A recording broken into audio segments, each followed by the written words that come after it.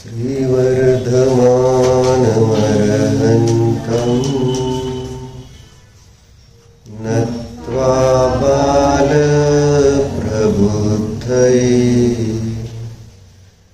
विरच्यते मितस्पष्ट संदर्भन्यायदीपिकाम्।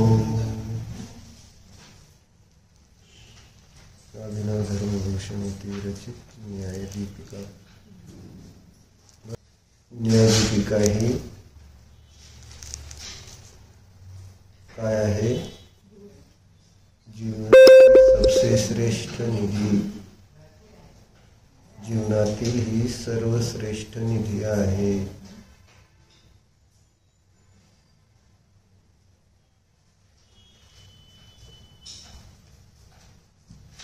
जर आपण या निधीला ओळखले नाही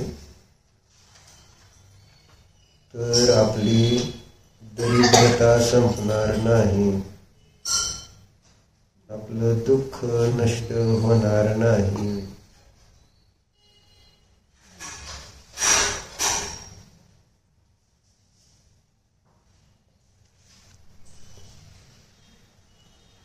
त्याची ओळख पाहिजे ना।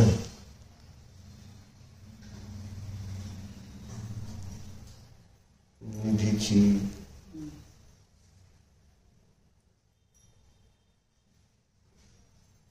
ओळख नसल्यावर त्या निधीचा काही उपयोग होणार नाही ना। तसं जर आपण या न्यायदीपिकेला ओळखलं नाही, आहे सगळ्यांजवळ न्यायदीपिका आहे, न्यायदीपिका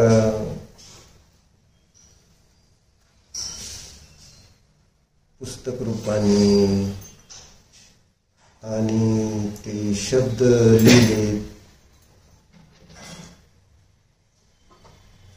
तर त्याचं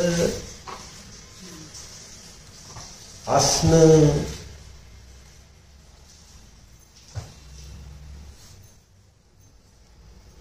आपल्या काय कामाचं?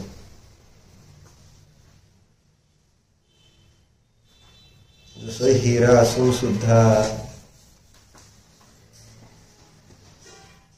त्या हिऱ्या संबंधी अज्ञान जर असेल तर तो हिरा काय कामाचा आहे? ते रत्न काय कामाचं आहे? आणि आपण काल काय बघितलं?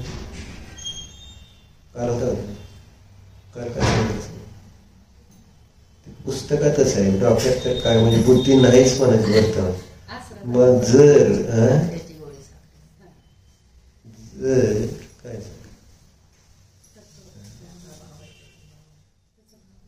म्हणजे एखादं फीड केल्यासारखं नुसतं पुस्तकात लिहिणं, बुद्धी पाहिजे हो, बुद्धीत कुठेतरी फीड करायची।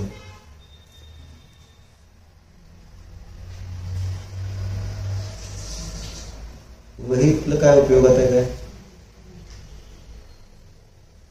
काल काय झालं तो विषय?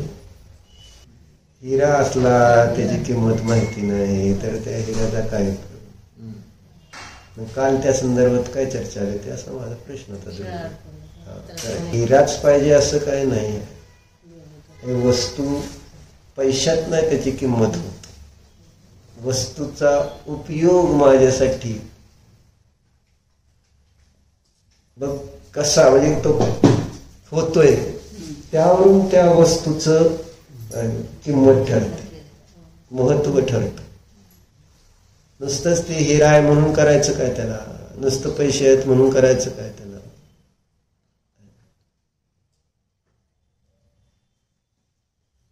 समजायला पाहिजे ना, त्याचं प्रयोजन समजायला पाहिजे।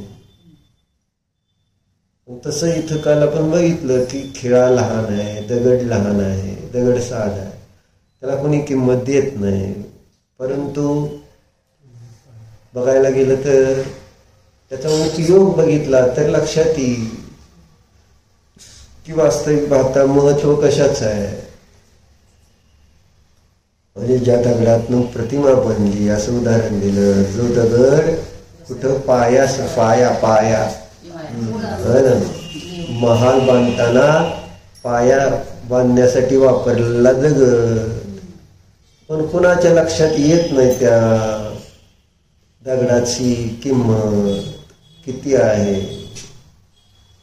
आणि खिळ्याचं सांगितलं, कोणाला त्या खिळ्यावर अडकवलेल्या वस्तू सगळ्यात किमती समजल्या जातात, परंतु खिळा जो त्या पिशवीला, तुमच्या किमती वस्तूच्या पिशवीला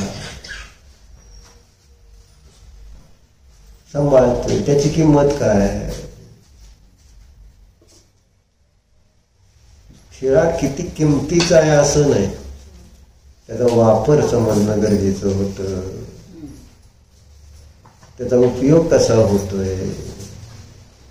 म्हणून मग उदाहरण त्यांनी कसं घटवलं, मग त्याप्रमाणे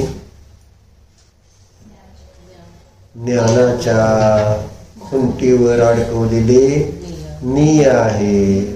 कशावर अडकवलेले निय? सगळे ज्ञानाच्या खुंटीवर अडकवलेले सगळे निय आहे. पण सगळ्याला काय दिसतंय? ते खुंटी नाही दिसत. खुंटीवर अडकवलेली जे पदार्थ आहेत तेच त्या ठिकाणी दिसत आहे. तेच उदाहरण सांगितलं. सगळ्याला प्रकाशात वस्तू बघतोय, पण कोणी प्रकाशाला बघत नाही. या सगळ्या वस्तू आपल्याला दिसत आहे. ते कशामुळे दिसत आहे?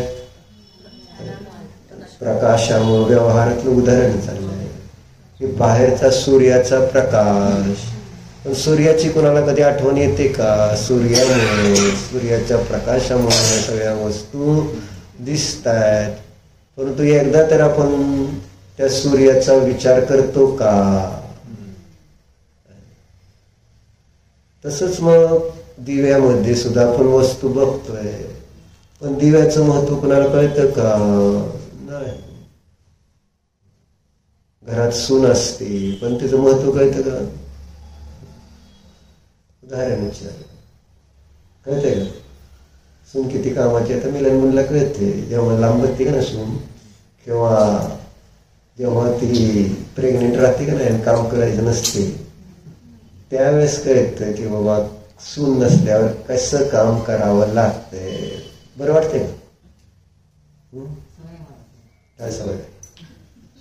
चिडचिड का करते मला? असं चिडचिड होती ना माणसाला. सवय आहे की, पण सवय मोडली जाते ना. आता इतकं आता सून असल्यानंतर आता काम थोडीफार आता जबाबदारी कमी झालेली असते ना. नसलं तरी आपलं सिरियल मधलं काम करता तुम्ही सासवा, त्यावेळेस सिरियल मध्ये जशा त्या बायका काम करतात का नाही, स्वयंपाकाला उगा असं करायचं, काम करणार दुसरंच असतो, पण उगा असं जाऊन करायचं. तसं आजकाल सासवा सगळं काम सून करणार, सासू जाऊन असं मध्ये मध्ये करणार. असं मग हळूहळू सवय मोडते.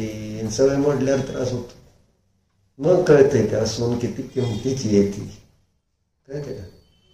काम करताना तिचं काम लक्षात येतं का? कुणालाही कोणाचं काम लक्षात येत नाही. अगदी भंगी सुद्धा असला तरी त्याचं काम लक्षात येतं का आपल्याला किती महत्वाचं आहे.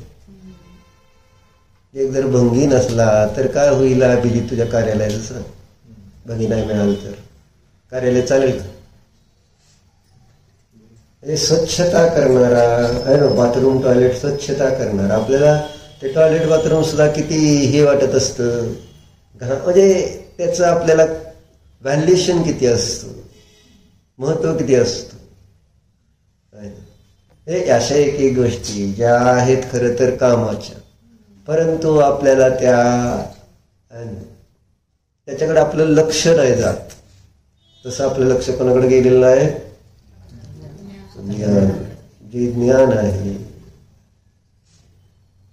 की जे संपूर्ण ज्ञेयाला जाणणार आहे.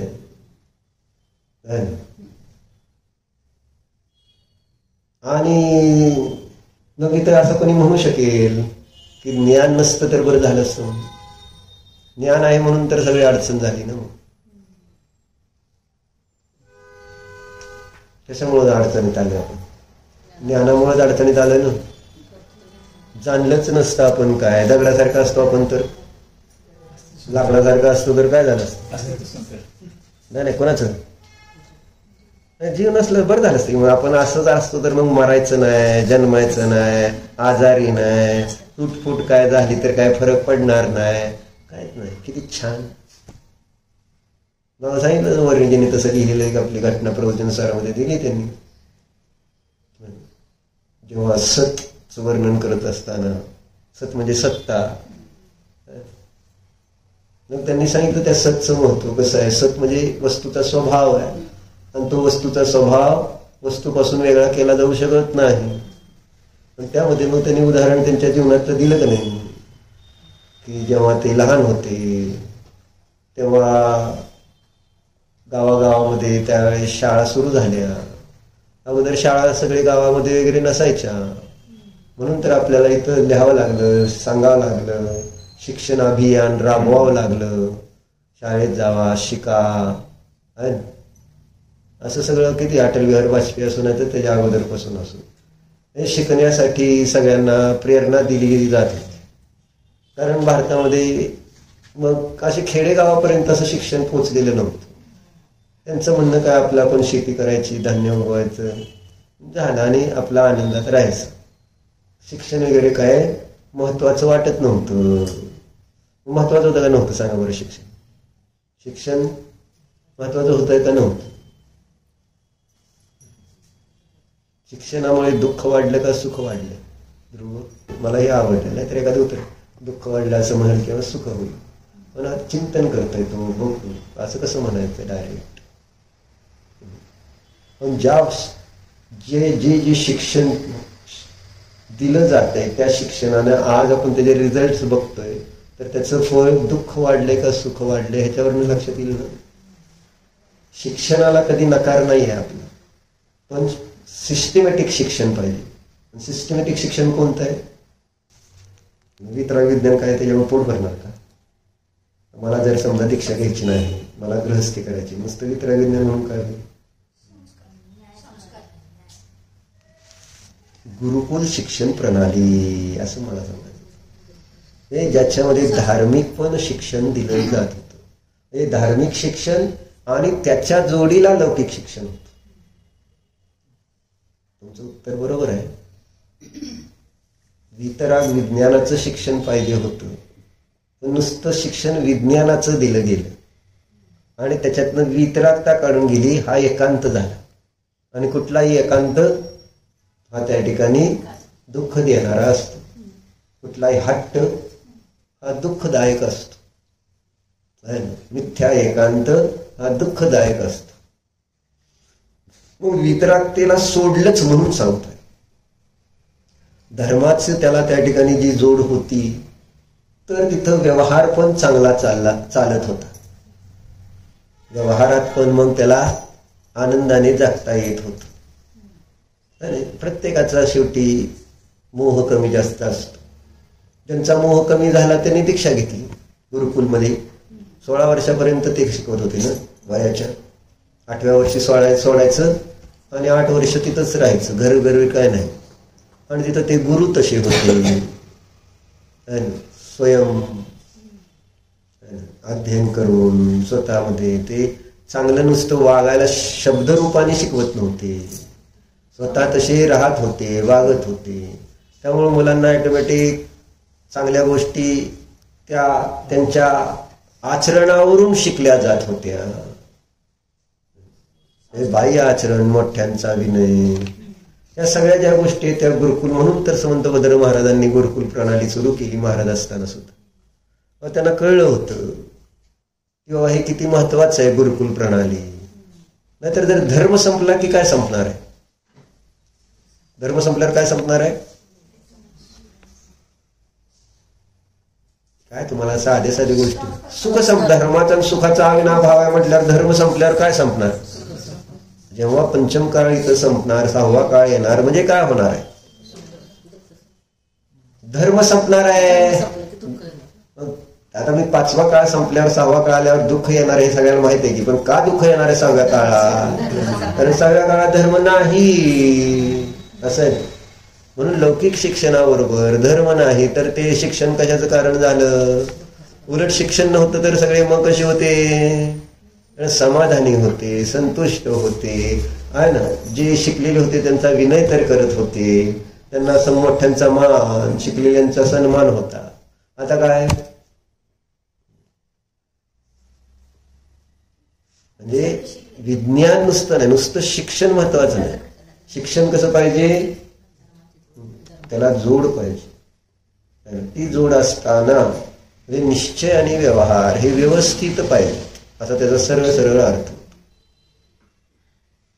अन्यथा जीवनामध्ये शांती राहणार नाही. जे वर्तमानामध्ये संसार अवस्थेतलं जीवन आहे ते. म्हणून चर्चा कशावरून निघाली होती आपली, जीवच नसतात. मग शिक्षणाचे निघालं होतं ना प्रकरण, वर्णिजींनी लिहिलेलं.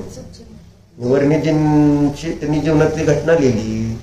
म्हणजे त्या काळामध्ये काय नव्हतं, गावागावामध्ये शाळा नव्हत्या. आणि मग नंतर जागृती व्हायला लागली तसं तसं मग सगळ्या छोट्या छोट्या गावात पण शाळा सुरू केल्या गेल्या. एकच शिक्षक असायचा गावामध्ये, वर्ग एकच असायचा. त्यात काय असं पहिली दुसरी काय नसायचं. त्यावेळी एक गावात एकच शिक्षक आणि एकच वर्ग. आणि मग शिकायला किती जण तयार असायची मुलं त्यावेळेस. जे शिकलेले नव्हते मोठे लोक तर त्यांना तर जायचा विषयच येत नव्हता. मग शिकायला कोणाला पाठवायचं, शाळेत मुलांनाच पाठवायचं असायचं. आणि मुलांना शाळेत गेल्यानंतर शिकवताना एकतर आधीच मोकळं फिरायचं, खायचं, खेळायचं ही सगळा उद्योग गावाकडं. शाळेत जाऊन डोकं वापरायचं म्हटलं की कोणालाही आवडत नाही. आजही तेच दिसतंय धर्मक्षेत्रात, बाकी कुठं नाही. धर्मक्षेत्रात डोकं वापरायचं म्हटलं तर नको वाटतं. बरोबर आहे, हाय ना, चाललंय ना आपलं संसार बरोबर. त्या मुलांना काय वाटत होतं, आपलं चाललंय ना चांगलं, खेळायचं, बागडायचं, काय सगळं निवांत होतं.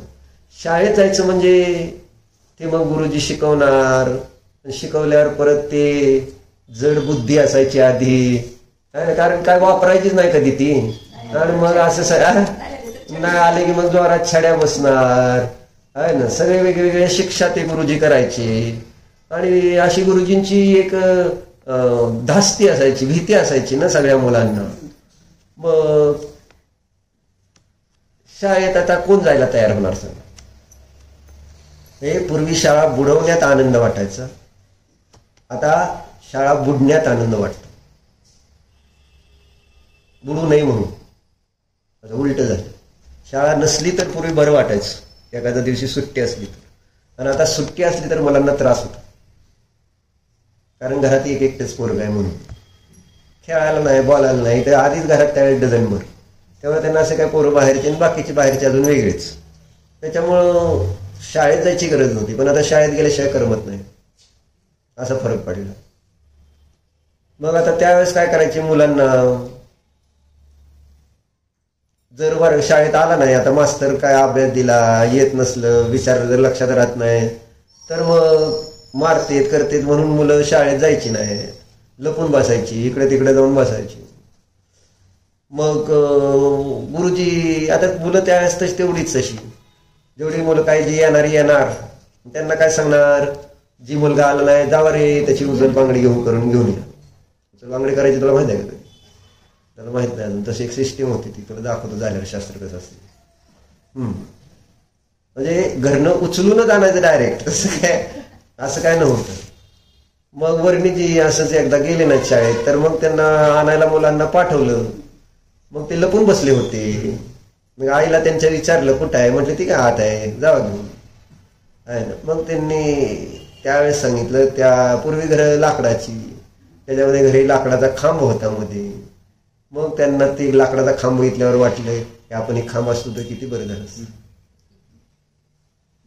शाळा नाही काय नाही असं त्यांनी विचार केला. हे प्रकरण त्यांनी कशासाठी सांगितलं की बाबा जे वस्तूचं स्वरूप आहे ते त्या ठिकाणी तसं नसतं तर, पण असं होत नाही. हे जीव कधी असा जड होऊ शकणार होता का, होणार आहे का, होईल का, होणार नाही. जो स्वभाव आहे तो कधीही नष्ट होत नाही, असं आहे.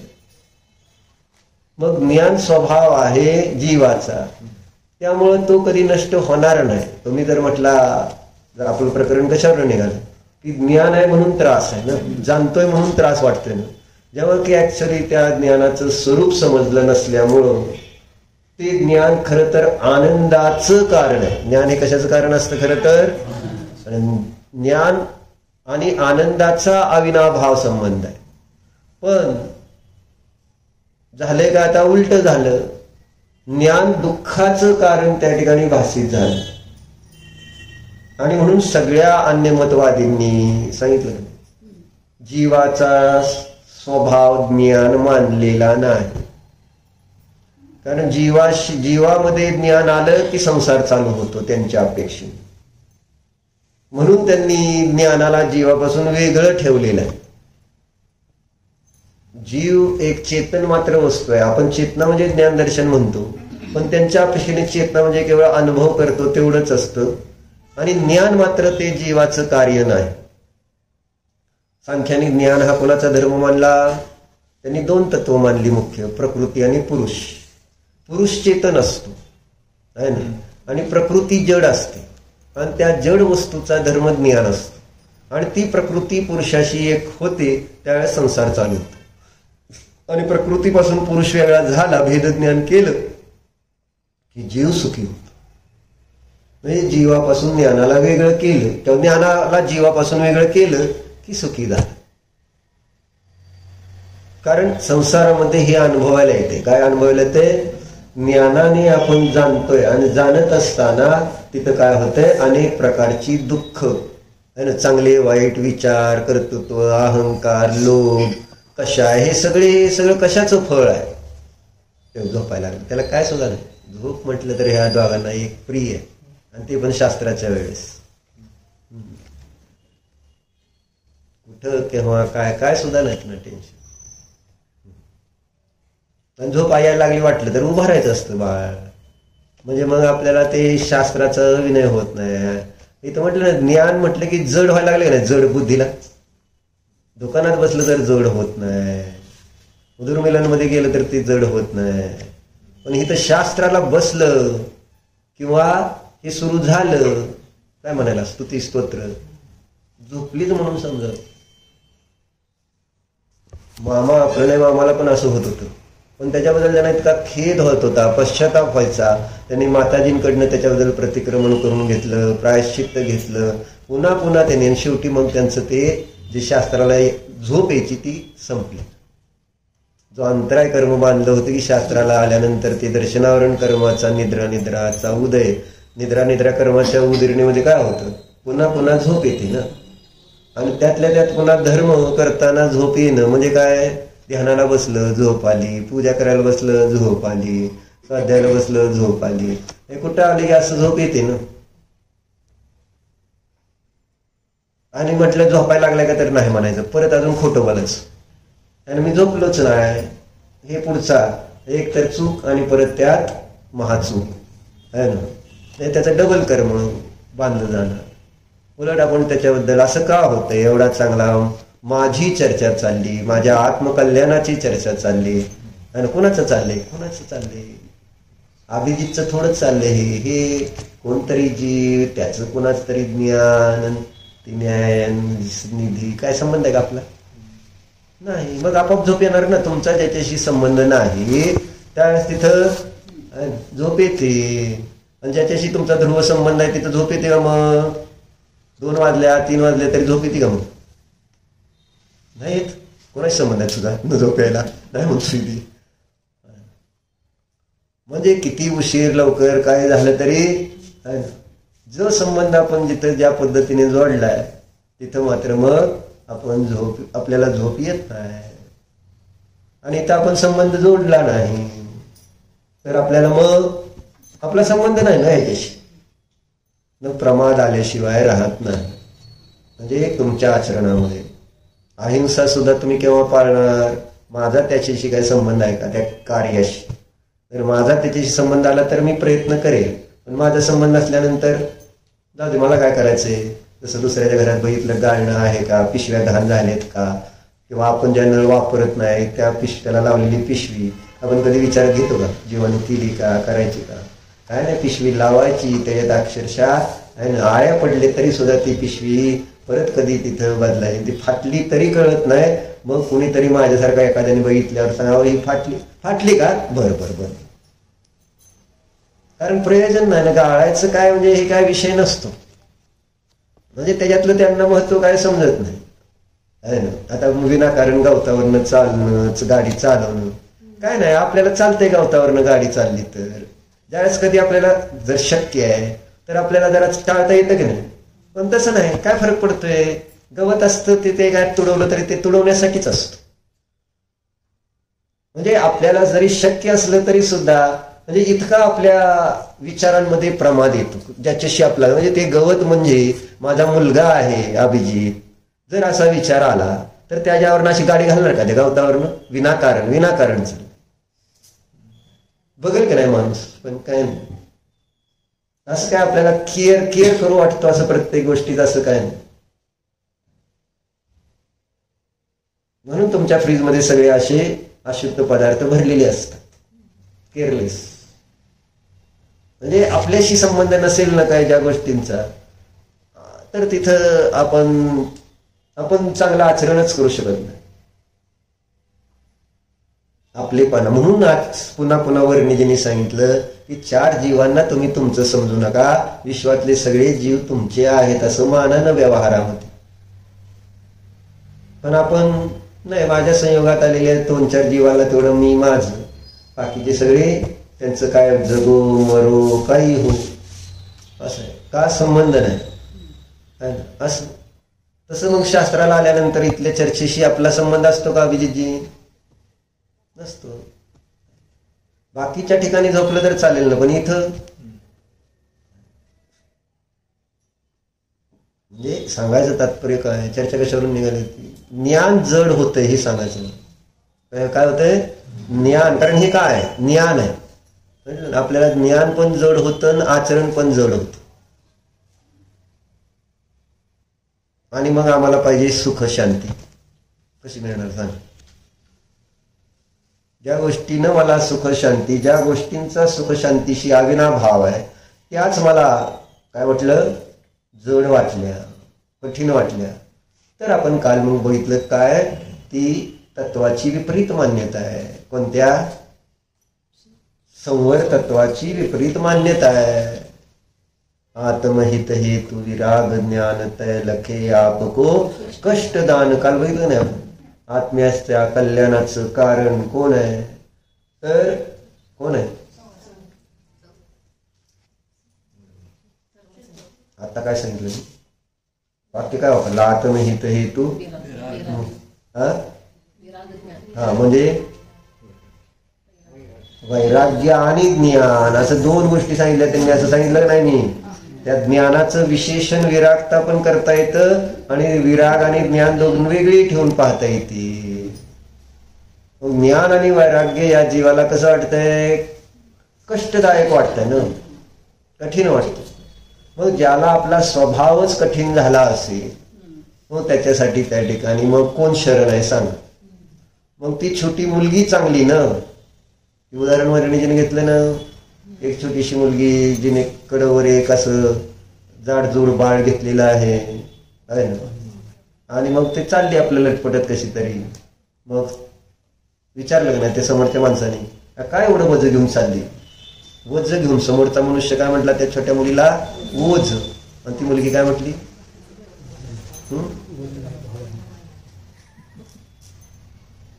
हो आहे. भावाचं वजन असतं ते प्रॉब्लेम. माझा भाऊ कोण आहे? संसार माझा भाऊ. आणि धर्म कसा आहे? तुम्ही गावाला निघाला आणि मी तुम्हाला एक आपलं बारकी कॅरी बॅग दिली, एवढी पोच करायची. ही वजन कुठनं न्यायचं? म्हणजे ज्या कॅरी बॅग मध्ये 1-2 कागद असते आणि ती तुम्हाला घेऊन जावं म्हटलं तर तुम्ही काय विचार करता? वजन वाटणार नाही. म्हणजे मी म्हटलेलं नाही. आता कुणीतरी एक मनुष्य स्टँडवर आला आणि तुम्हाला चाललाय का मसोरच्या गाडीत बसलाय, एवढी पिशवी द्यावं तिला आमच्या तिथं ते पोच करा. काय संबंध आहे माझा तुझी पिशवी द्यायचा? काय रिकामच आहे तुम्ही दोन्ही हाताने रिकाम. कारण माहेर जाताना काय थोडं न्यावं लागतं का? नाही. सासरी हाताने न्यावं लागतंय. माहेर जाताना रिकाम गेलं तर चालतं ना. साडी लागत नाही, पिशवी लागत नाही, बॅग काय लागत नाही माहेरी जायचं ना, मग आहे या पोझिशन मध्ये सुद्धा मी जाऊ शकतो. पण त्यावेळेस तुम्हाला एखादी बारकी कुणाची तरी पिशवी हातात न्यायची म्हटलं तर काय होणार? जड होणार नाही, कारण आपली नाही ना, आपली नाही. तसं धर्म इतका हलका, सोपा आपल्याला इतकं हलकं करतो की आपोआप त्या ठिकाणी सिद्ध शिलेवर जाऊन बसतो. धर्म काय करतो? हे कर्म जड आहे, त्याच्यामुळे आपण इथं या संसारामध्ये, आणि हे कर्म वेगळं होतं तर हलका जीवूर्ध्वगामी स्वभाव आहे जीवाचा, लोका कशाच्या अग्रभागी जाऊन स्थिर होत. इतकं हलकं हलकं होतंय, म्हणजे विचाराने हलकं झालं, विचाराने जड होतं ना बुद्धी, आणि मग जर विचार चांगले झाले तर ऑटोमॅटिक हलकं होतं. पण हलकी वस्तू मला जड वाटायला लागली. ज्ञान हलकं आहे का वजनदार आहे? सांगा. ज्ञान जे आहे ते वजनानं हलकं आहे का वजनानं जड आहे? ज्ञान दीपक, आता उत्तर आहे का? आणि इथं पहिल्यांदा काय करायचं? 1,00,000 रुपये ठेवायचे, मग सांग ज्ञान हलकं आहे का जड आहे ते. आता त्याला कळलं जड आहे का हलकं आहे. आता सांग ज्ञान हलकं आहे का जड आहे? नाही ना, 1,00,000 रुपये देऊन मग ते ज्ञान हलकं कसं असू शकतं? ते जडच होणार ना आपल्याला.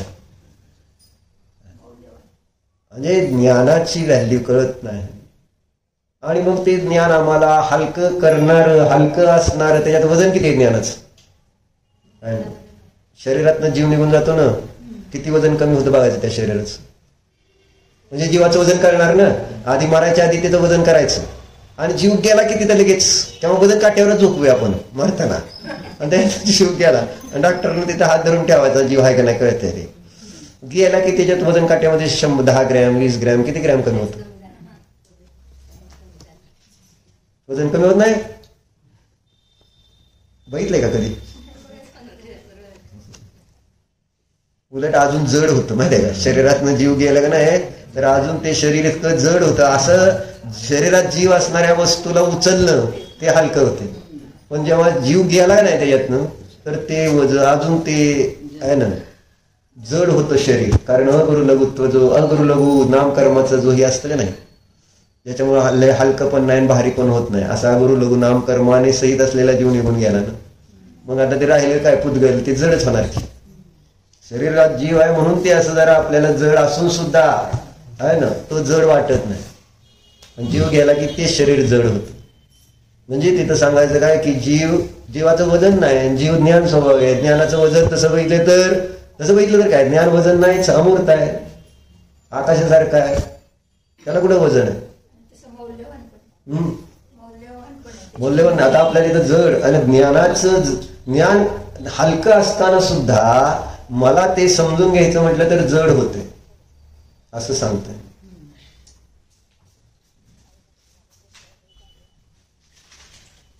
स्प्रे ठेवायला पाहिजे, स्प्रे सगळीकडे, गाडी चालवताना स्प्रे सगळीकडे, त्याला नावेकडे असतो ना तसला आणले जाऊन येतात ते, आहे ना. बसलं की कंटाळा असेल मारून घ्यायचं, त्याशिवाय काही इलाज नाही. चर्चा कशी चालली आपली? ज्ञानाचं इम्पॉर्टन्स समजायला पाहिजे. संपूर्ण विश्वाला आहे ना, जो विश्वाला आपल्या त्या ज्ञानामध्ये ठेवू शकणार, एक समयाच्या ज्ञानामध्ये 3 लोक 3 काळ त्या ठिकाणी जाणले जातात, इतकी ताकद त्या ज्ञानामध्ये असते. आणि तेच ज्ञान सगळ्या आनंदाला देणार असतं. सर्व प्रकारचा आनंद कोण देते? प्रवचन सरांद्रे भैया त्याच्यामध्ये स्पष्ट दिले आचार्य. आणि एकांताने शब्द काय वापरला तिथं कुंदाचार्याने प्रवचन सर, एकांताने तेच ज्ञान सुखरूप आहे म्हणून. कोणतं? तर ती गाथा तुम्हाला दाखवतो. काय ज्ञान तत्वप्रज्ञपणाधिकार मध्ये आलेली गाथा, एकांताने तेच ज्ञान सुखरूप आहे म्हणून सांग. कोणतं ज्ञान? त्या ज्ञानाची विशेषणं कोणती आहे ना, की जे ज्ञान एकांताने सुखरूप असतं. रायसर गाठी असते तर सांगितलं असतं बिचाऱ्यांनी. धन्यवाद.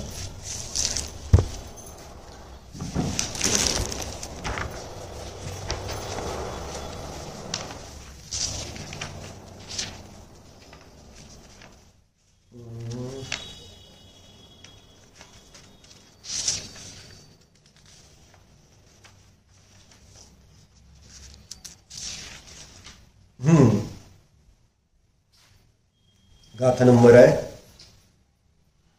59, प्रवचन सर्च 59. त्याचं शीर्षक आहे अथ एतद एव प्रत्यक्षम पारमार्थिक सौख्यत्वेन उपक्षिपती. ध्रुव काय म्हणलं? अथ म्हणजे आता, एतद म्हणजे हे, एव म्हणजेच आता, हेच प्रत्यक्ष ज्ञान जे आहे तेच पारमार्थिक सुखरूपाने आहे ना काय करतात, आमच्या समोर ठेवतात. उपक्षिपती. कोण सुखरूप आहे? प्रत्यक्ष ज्ञानच पारमार्थिक सुखरूप आहे. आता गाथा बघा काय दिली. जादम सयम समंतम नाणम अनंतत्थ वित्थडम विमलम रहिदम तु ओग्गहादिहिम सुहम ती एगंतियम भणिदम. बरोबर आहे. परत एकदा म्हणतो बघा, विशेषण सगळी लक्षात घेता आली तर घ्या. जादम सयम समंतम नानम अनंत अत्थ वित्थडम विमलम रहिदम दोग्गहादिहिम सुहम ती एगम तियम भनिदम. समजतंय का नाही समजत? का नाही समजत? ज्ञान नाही का तुझ्याजवळ?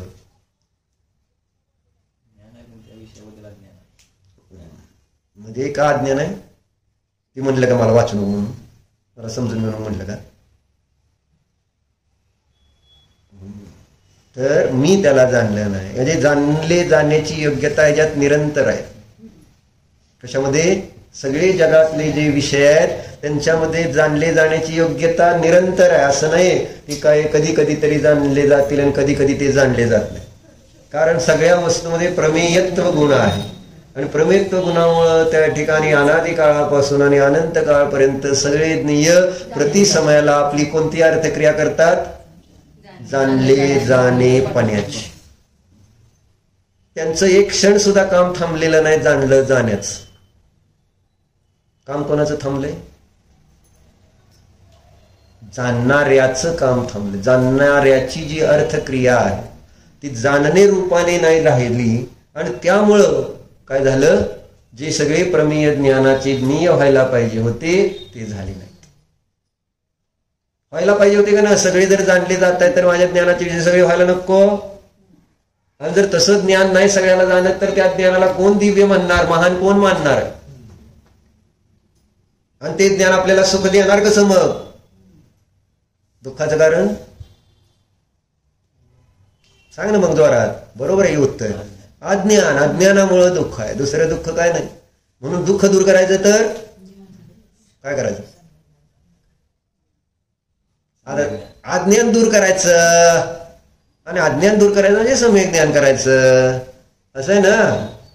मग आता काय सांगायला लागले तिथं? काय सांगायला लागले? अथ एतदेव प्रत्यक्षम. हेच प्रत्यक्ष जे ज्ञान माग सांगितलेलं आहे ना मागच्या गाथेमध्ये, परोक्ष कशाला ज्ञान म्हणायचं आणि प्रत्यक्ष ज्ञान कशाला म्हणायचं याचं लक्षण दिलेलं आहे. आणि जे पराच्या अवलंबनाने जाणणारं ज्ञान आहे ते परोक्ष आहे आणि जे आत्म्याच्या आश्रयाने जाणणारं ज्ञान आहे ते प्रत्यक्ष. असं एवढं सोपी व्याख्या केली प्रत्यक्ष आणि परोक्ष ज्ञानाची 58 गाथेमध्ये. परोक्ष कशाला म्हणायचं?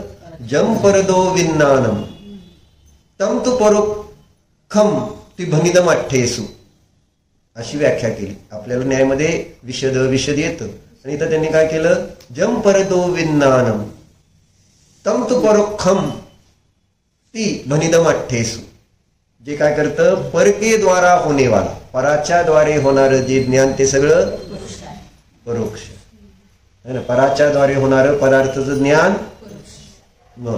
आणि जदी केवलेन नादम हवदी ही जीवेन पच्छक्कम. तेव्हा दही झोपायला लागली. मी म्हटलं ना कोणतरी झोपते म्हणून. नाही झोपली? झोप नाही आली तुला? हा लबाड बोललं तर परत पाप लागतं. मग काय सांगतं? जम जदी केवलेन नादम है ना. आणि काय म्हणते, यदि मात्र जीव के द्वारा ही जाना जाए तो वह ज्ञान प्रत्यक्ष है. इतकी सोपी व्याख्या की, यदि है ना, जीवेन नादम, जीवाच्या द्वारे है ना, मात्र जीवाच्या द्वारे, जर त्या ठिकाणी केवलेन जीवेन, जीवाचं विशेषण लावलंय, केवल, केवलेन जीवेन नादम है ना, तर त्याला म्हणतात प्रत्यक्ष. ही आहे जीवनाची सर्वश्रेष्ठ नीती. केवलेन जीवेन नादम, जीवाच्या द्वारेच तुम्ही फक्त, मात्र जीवाच्या द्वारे जा. कोणाचा अवलंबन घेऊन आला डॉक्टर, आणि अवलंबनाची गरज नाही आहे असं सांगायचं, कारण स्वभाव आहे. स्वभावाला पराची अपेक्षा लागत नसते, स्वभावच आहे ना. म्हणून इथं म्हटलं, यदि केवलेन जीवेन नादम हवदी पच्छक्कम. जर केवळ जीवाच्या द्वारे जाणतो तर ते ज्ञान काय, काय प्रत्यक्ष आहे. आणि असं ते प्रत्यक्ष ज्ञान, इथं पुढच्या शीर्षकात त्यांनी दिलं ना, अथ येतदेव प्रत्यक्षम, जे आम्ही मागच्या गाथेमध्ये प्रत्यक्ष ज्ञान सांगितलेलं आहे तेच प्रत्यक्ष पारमार्थिक सुखरूपाने मी आता तुमच्या समोर ठेवतोय. तेच प्रत्यक्ष ज्ञान सुख स्वरूप आहे, एकांताने सुख स्वरूप आहे. त्याच्यामध्ये ऑप्शन्स नाही आहेत, कथनचित आहे ना, असा तिथं स्यात शब्द लावत नाही, एकांताने शब्द वापरते. म्हणजे सम्यक एकांत आहे हा, की जर पारमार्थिक सुख कशाच्या द्वारे मिळेल, पारमार्थिक म्हणजे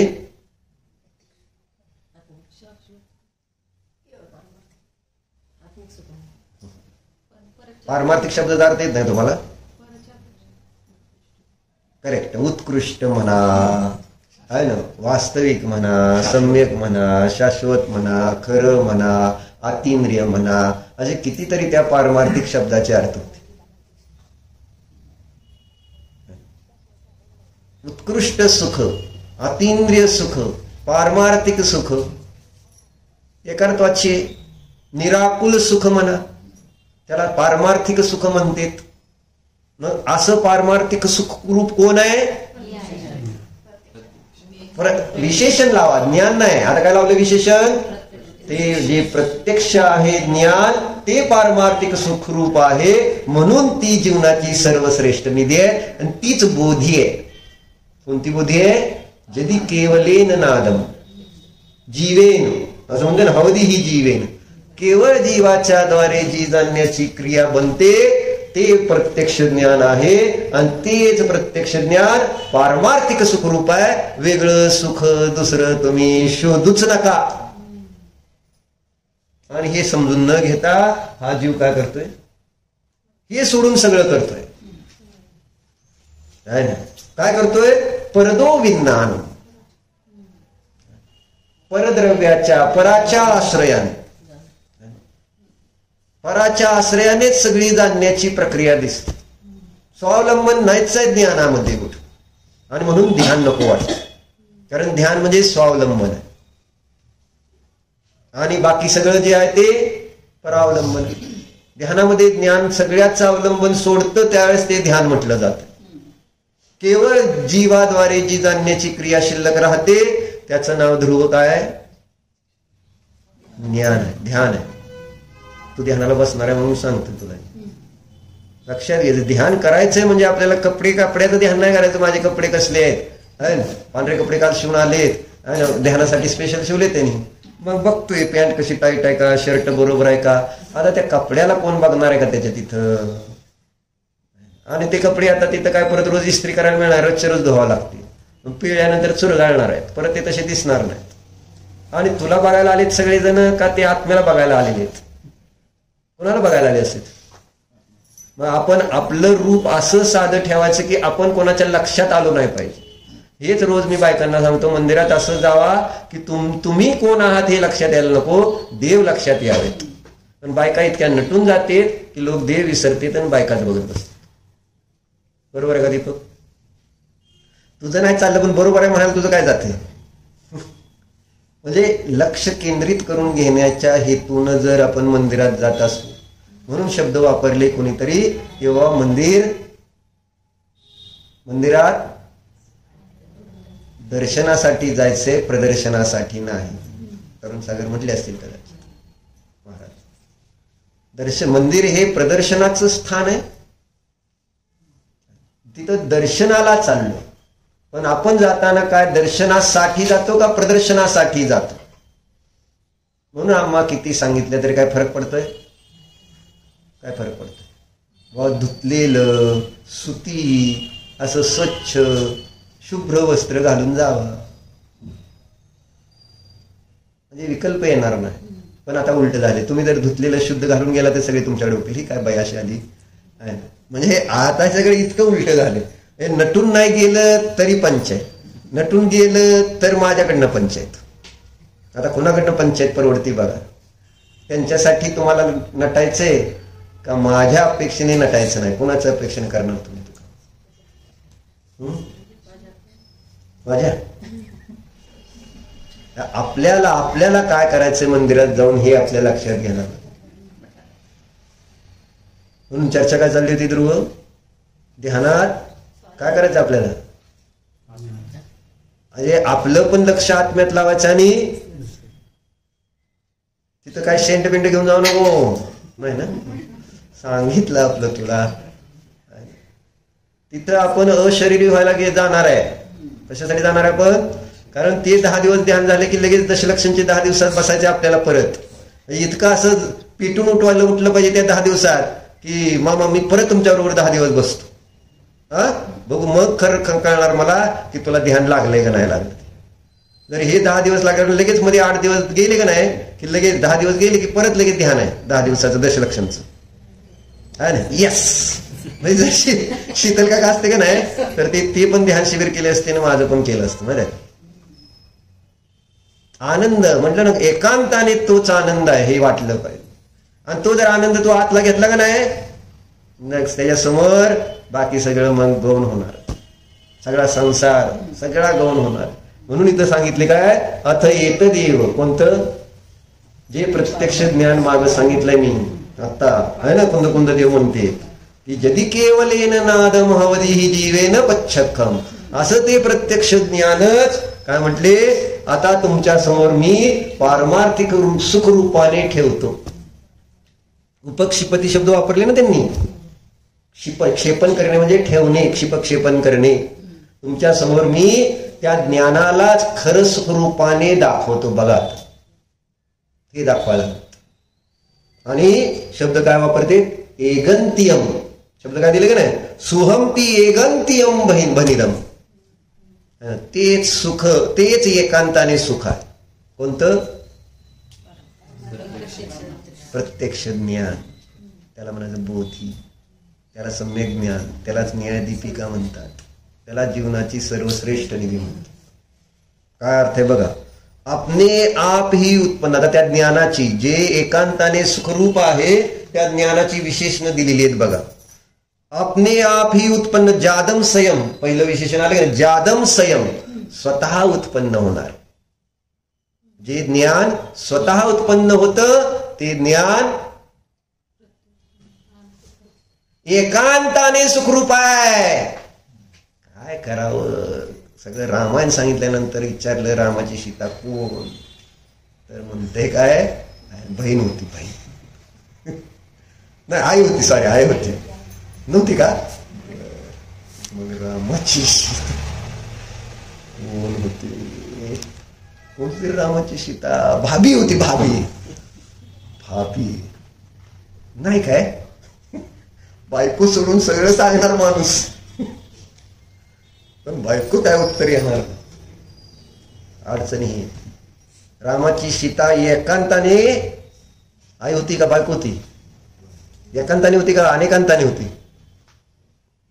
काय बोललाय? अनेकांताने असते का बायको?